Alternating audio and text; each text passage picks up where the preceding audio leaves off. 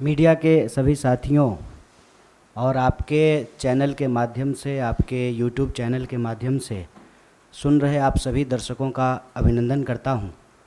और हमारे दो वरिष्ठ साथियों ने न सिर्फ आज बल्कि लगातार जब से ये योजना घोषित की गई है, भारतीय राष्ट्रीय कांग्रेस का पक्ष रख रहे हैं। मैं भारतीय राष्ट्रीय कांग्रेस का एक साधारण कार्यकर्ता हूं, उसके साथ साथ मैं बिहार का रहने वाला हूं। शायद ये पहला मौका है कि मैं आप तमाम लोगों के सामने स्पष्ट तरीके से यह बात रखना चाहता हूं कि मैं ऐसे परिवार से आता हूं, हमारे परिवार में रिश्तेदारी में 16 लोग आर्म फोर्सेस की नौकरी करते हैं। मैं ऐसे परिवार से आता हूं जिसको शहीद का परिवार कहा जाता है। इंसर्जेंसी में हमारे एक भाई की शहादत हुई है, उन्होंने अपना सर्वोच्च बलिदान दिया है।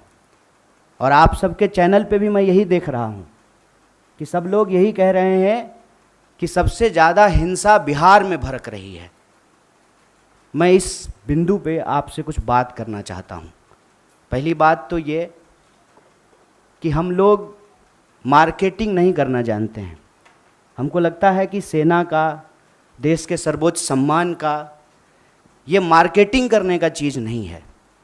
लेकिन आप एक एक मंत्रियों का बयान सुन करके देख लीजिए। जो लोग अग्निपथ योजना का फ़ायदा गिना रहे हैं, ऐसा लग रहा है कि कोई चीज़ वो बेचने की कोशिश कर रहे हैं। जैसे सेल्समैन की भाषा होती है ना, वाह मेगा बम्पर ऑफर चल रहा है, आपको 20 लाख रुपया भी मिल जाएगा, 4 साल में आप रिटायर भी हो जाएंगे, फिर आपको रिजर्वेशन भी मिल जाएगा। इस भाषा की मानसिकता को समझने का प्रयास कीजिए।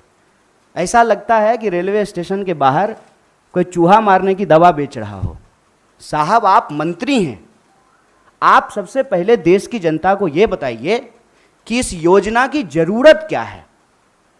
हर साल जब 50,000 से ज़्यादा भर्तियां और नियमित भर्तियां, जिसमें टीए भी है, डीए भी है, पेंशन भी है, सेंट्रल स्कूल में एडमिशन का भी प्रावधान है, रेलवे का भी टिकट मिलेगा, हवाई जहाज़ का भी टिकट मिलेगा, और अगर सर्वोच्च बलिदान आप देते हैं, आपको शहादत होती है, तो आपके परिवार का भी ख्याल रखा जाएगा। इन तमाम बातों को छोड़ करके मंत्री कह रहे हैं कि आपको 20 लाख रुपया मिल जाएगा इस उम्र में। ये वही भाषा नहीं है कि प्रधानमंत्री जी बोले थे कि काला धन वापस आ जाएगा तो आपके खाते में 15 लाख रुपया मिल जाएगा। मिल गया क्या 15 लाख रुपया? जिस खाते में 15 लाख रुपया मिलने वाला था ना, उसी खाते में 20 लाख रुपया भी मिलेगा। इस मानसिकता को समझने की ज़रूरत है और इसीलिए हम लोग इस योजना की ज़रूरत पे सवाल उठा रहे हैं। जब देश में एक नियमित भर्ती प्रक्रिया है, 2014 में देश बना है, उससे पहले क्या आर्मी में लोग बहाल नहीं होते थे? क्या हमारे पास जो एक प्रक्रिया नहीं थी, उस प्रक्रिया को ख़त्म करने का कारण क्या है?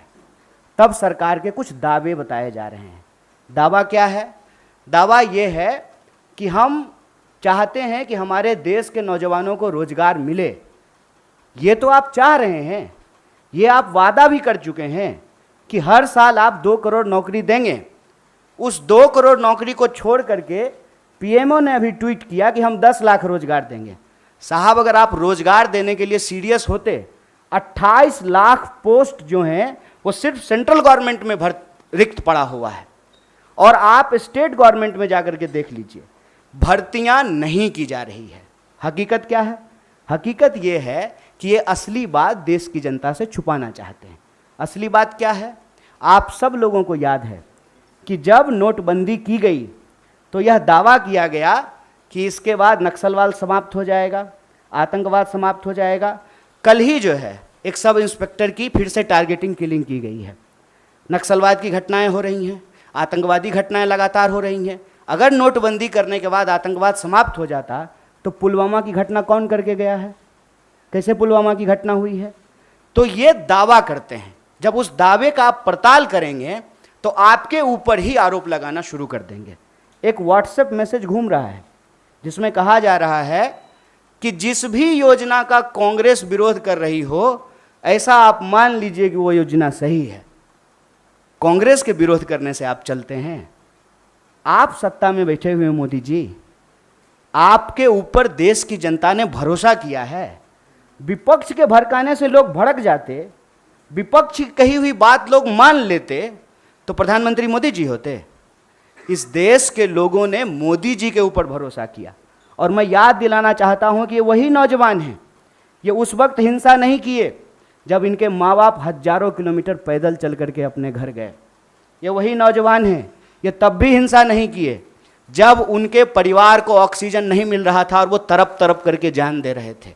ये तब भी हिंसा नहीं किए जब आपने हर साल 2 करोड़ नौकरी नहीं दी। मैं देश की सरकार से, भारतीय राष्ट्रीय कांग्रेस की तरफ से यह अपील करना चाहता हूँ कि ये कोना कोना कौन कोना सोतली पुतो कोना खेलना बंद कीजिए। आप हकीकत में बताइए कि रियलिटी क्या है। क्या आपने विपक्ष को पूछा? आपने विपक्ष को पूछा कि हम कोई योजना ला रहे हैं? आपने कोई पार्लियामेंट्री कमेटी की मीटिंग की? या आपने नौजवानों को पूछा कि हम आपका भलाई करना चाहते हैं किसानों की तरह, और नौजवान कहते हैं कि हमको ये भलाई नहीं चाहिए? इस मनोदशा को समझिए साहब। हम ऐसे गांव से आते हैं, ऐसे इलाके से आते हैं, कोई ऐसा साल नहीं गुजरता है साहब कि हमारे इलाके में कोई शहादत ना हुई हो। हमारे इलाके में लोगों के पास महज नौकरी नहीं है सेना, हम जानते हैं इस बात को। जब किसी परिवार में किसी बच्चे को सेना की नौकरी मिलती है, पूरे इलाके में उनका सम्मान होता है। और दुख के साथ साथ जब एक पार्थिव शरीर गांव आता है, आंखों में आंसू होने के बावजूद उस इलाके का सीना गर्व से चौड़ा हो जाता है कि हमारे बच्चे ने जो है देश के लिए सर्वोच्च सम्मान दिया है। सेना का सवाल देश की सुरक्षा का सवाल है, आप इसको मजाक मत बनाइए। और एक बात हमारे साथी भी कह रहे हैं, आप तमाम मीडिया लोग भी इसको बोल रहे हैं कि उसमें से 25% लोगों को, साहब 25% नहीं, अप टू 25%, ध्यान रखिएगा, ये है सेल्समैन मेगा बम्पर ऑफर की मानसिकता। अप टू 25% क्या होता है? मतलब 25% की भी गारंटी नहीं है। ये मत समझिए आप कि उसमें से एक को दे ही देंगे नौकरी। बहुत चालाकी से टर्म्स एंड कंडीशन लिख दिया है, अप टू 25%। और इसमें ये कितना गंभीर है, इस गंभीरता का आप अंदाजा लगाइए कि अभी आए हुए 3 दिन हुए हैं घोषणा किए हुए, 2 मेजर अमेंडमेंट हो चुका है, और जो फायदा गिनाए जा रहे हैं वो फायदा तो पहले से है। सेना में, आर्म फोर्सेस में, पैरामिलिट्री में भर्ती होने की मैक्सिमम आयु 25 वर्ष है। 25 वर्ष से ज़्यादा में तो आप बहाल ही नहीं हो सकते हैं। उसके बाद अलग अलग रैंक पे आप कितना समय तक सेवा देंगे वो पहले से निर्धारित है। और जो लोग आर्मी की नौकरी समाप्त करके, सेवा समाप्त करके आते हैं, उनको अन्य जगहों पे सुविधाएं दी जाती है। भूतपूर्व सैनिकों को सुविधाएं दी जाती है, भूतपूर्व सैनिकों के परिवारों को सुविधाएं दी जाती है। और आप में से बहुत सारे लोग, मैं बहुत साधारण बात करता हूँ, मुझे लंबी चौड़ी बात करनी नहीं आती है, क्योंकि कहते हैं जाके पैर न फटे बिवाई, वो का जाने पीड़ पड़ाई। हमको पता है कि आर्मी में कौन लोग जाते हैं। गृह मंत्री का बेटा आर्मी में नहीं जाएगा, वो BCCI का सेक्रेटरी बनेगा। हमको पता है कि वहाँ पे सेवा करने वाले कौन लोग होते हैं, गरीब किसान मजदूर के बच्चे होते हैं। कोई नेता का बाल बच्चा आर्मी में नहीं जाता है। जाता है, प्रधानमंत्री भी जाते हैं फोटो खिंचवाने के लिए। फोटो खिंचवाने के लिए वर्दी पहनना एक बात होता है, देश की भक्ति के लिए, सर्वोच्च सम्मान के लिए वर्दी पहनना दूसरी बात होती है।